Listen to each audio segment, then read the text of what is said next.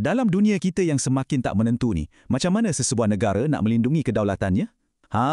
Buat pertama kali dalam sejarah, Malaysia dah pun dedahkan jawapannya kepada umum. Jadi hari ini, kita akan bedah siasat Kertas Putih Pertahanan, satu plan tindakan yang cukup berani untuk negara kita mengharungi cabaran dekad yang akan datang. Jadi, soalan paling besar sekali, kenapa sekarang? Kenapa lepas bertahun-tahun lamanya, tiba-tiba je Malaysia nak buka strategi pertahanannya pada dunia? Jawapannya, ia bukan setakat pasal landscape global yang dah berubah, tapi juga sebab kebangkitan kuasa-kuasa besar, ancaman cyber yang kita tak nampak, dan dinamik serantau yang makin tegang. Okey, pertama sekali kita kena faham betapa bersejarahnya dokumen ni. Kertas Putih Pertahanan atau orang panggil KPP ni bukan calang-calang dasar kerajaan tau. Ini satu anjakan yang sangat besar ke arah ketelusuran di mana ia menjemput kita, rakyat biasa, untuk sama-sama bincang pasal keselamatan negara. Benda ni memang tak pernah dibuat sebelum ni.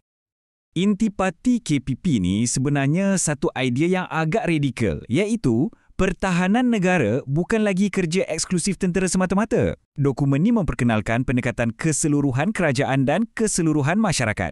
Apa maksudnya tu? Maksudnya, daripada kementerian sampailah ke sektor swasta dan sampailah kepada anda sendiri, setiap orang dan setiap pihak kini dilihat sebagai sebahagian daripada benteng pertahanan negara. Ia satu peralihan daripada kerahsiaan kepada tanggungjawab bersama. Sekarang, jom kita tengok apa punca sebenar KPP ni diwujudkan.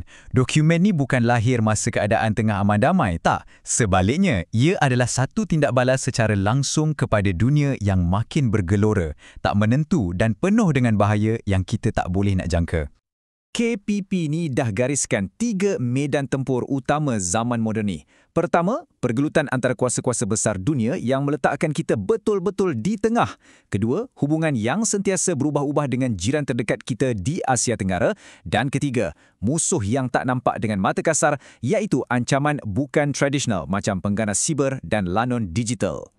Jom kita kerincikan sikit cabaran pertama ni. Cuba bayangkan Malaysia ni macam tersepit antara dua gergasi. Sebelah sini, kita ada Amerika Syarikat yang selalu tunjuk kekuatan tenteranya melalui operasi kebebasan pelayaran.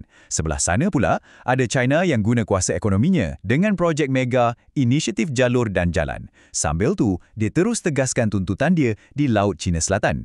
Kita yang kat tengah-tengah ni memang kena pandai-pandai bawa diri. Sekarang, kita beralih pula pada musuh zaman moden. Ancaman bukan tradisional. Ini bukan tentera yang berarak kat sempadan. Ancaman ni dia menyelinap masuk ikut kabel internet, dia menyorok kat lautan yang luas atau muncul dalam bentuk ideologi yang ekstrim.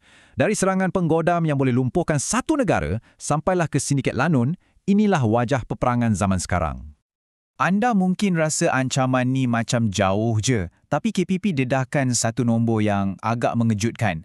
Dalam tempoh 6 tahun sahaja, pihak berkuasa Malaysia dah tahan seramai 511 individu yang ada kaitan dengan aktiviti pengganas. Ini bukan lagi ancaman dari luar, ia dah macam barah yang ada dalam negara kita sendiri. Ancaman bukan tradisional ni juga serang poket negara kita. Pencerobohan nelayan asing secara haram ni nampak macam isu kecil kan? Tapi sebenarnya ia rompak sampai 6 bilion ringgit dari ekonomi kita setiap tahun. Ini bukan setakat curi ikan. Ini dah mencabul kedaulatan ekonomi kita dan ia mengancam periuk nasib rakyat serta masa depan sumber laut negara.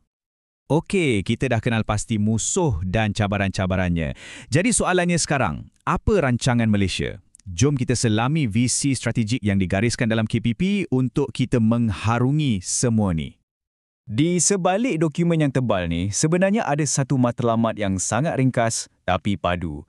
Macam yang diungkapkan oleh Perdana Menteri waktu tu, visinya adalah sebuah Malaysia yang selamat, berdaulat dan makmur. 3 perkataan ni, selamat, berdaulat, makmur, bukan sekadar slogan tau. Ia adalah kompas yang pandu setiap keputusan dan tindakan pertahanan negara. Dan kat sinilah KPP ni jadi sangat bijak. Ia perkenalkan satu konsep yang dipanggil gerbang penjalin. Bayangkan Malaysia ni bukan sekadar sebuah negara atas peta, tapi kita ni umpama sebuah jambatan strategik yang hubungkan dua lautan gergasi, Pasifik dan Hindi. Visi ni bukan cuma nak jadi laluan perdagangan, tapi untuk jadi pemain utama yang membentuk keselamatan, diplomasi dan masa depan seluruh rantau. Jadi, macam mana visi gerbang penjalin ni nak dicapai? Nah, KPP dah gariskan satu kerangka kerja praktikal yang dibina atas 3 tonggak strategik utama. Strategi ini berdiri atas 3 tonggak utama yang saling mengukuhkan antara satu sama lain. Pertama, cegah rintang berpadu. Ini adalah kekuatan tentera kita.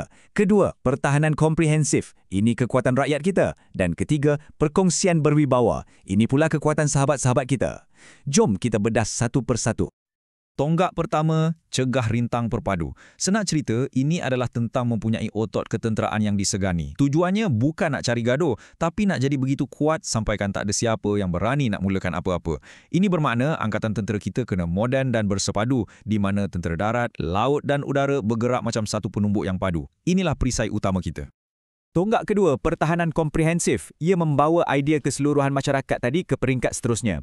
Maksudnya, pertahanan negara bukan lagi cuma pasal kereta kebal dan jet pejuang. Ia juga tentang jurutera perisian yang bina tembok api cyber, tentang guru yang tanam semangat patriotisme dan tentang syarikat swasta yang pastikan bekalan kritikal negara tak terganggu.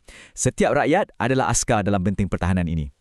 Dan tonggak terakhir, perkongsian berwibawa adalah satu pengakuan yang dalam dunia sekarang ni, mana ada negara boleh hidup bersendirian. Macam pepatah cakap, berat sama dipikul, ringan sama dijinjing kan? Jadi tonggak ini adalah tentang membina jambatan persahabatan dan pakatan pertahanan yang kukuh. Sebabnya mudah, keselamatan serantau adalah keselamatan Malaysia. Dengan adanya strategi macam ni, apa pula maknanya untuk Angkatan Tentera Malaysia? Bahagian terakhir ni, kita akan fokus pada evolusi ATM untuk dekad yang akan datang. Jadi, apa hasil akhirnya? Matlamatnya adalah satu transformasi total untuk ATM. Ia perlu jadi sebuah angkatan yang bersepadu di mana darat, laut dan udara berfungsi macam satu mesin. Ia perlu tangkas, mampu bertindak balas sepantas kilat. Dan ia perlu berfokus menggunakan setiap ringgit dan setiap anggota untuk bagi impak maksimum. Untuk capai matlamat ni, ATM masa depan akan dibina atas 5 ciri utama. 3 yang paling kritikal ialah kebersamaan, maksudnya hapuskan terus jurang antara tentera darat, laut dan udara. Kedua, berasaskan teknologi, iaitu memanfaatkan sepenuhnya kuasa AI dan cyber. Dan yang paling penting, operasi dua wilayah, keupayaan untuk mempertahankan Semenanjung dan Sabah Sarawak dengan kekuatan yang sama pada masa yang sama. Kesimpulannya, kertas putih pertahanan ni adalah satu pelan tindakan yang sangat berani dan telus, satu langkah penting ke arah pemodenan. Tapi, strategi yang nampak hebat atas kertas hanyalah satu permulaan.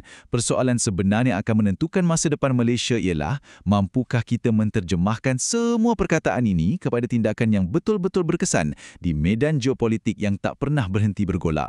Jawapan itu masih belum tertulis.